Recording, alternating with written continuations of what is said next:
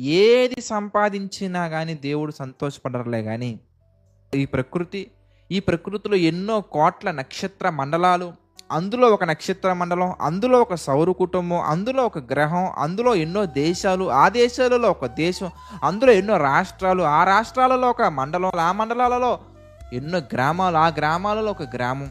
చూడండి ఎంత టైనీ పార్టికల్‌గా మనం కనబడతామంటే ఈ ప్రకృతితో మనం పోల్చుకుంటే, ఈ ప్రకృతి ఎంత ఉంది, మనం ఎంత ఉన్నాం అనేది మనం పోల్చుకుంటే, మన విషయం పక్కన పెడితేనండి, మనం ఉన్నటువంటి సౌర కుటుంబం, అదున్నటువంటి పాలపంత నక్షత్ర మండలం లాంటి ఎన్నో నక్షత్ర మండలాలు కలిసినా గానీ, ఒక నీటి బిందువంత కూడా కనిపించడం డౌటేనండి.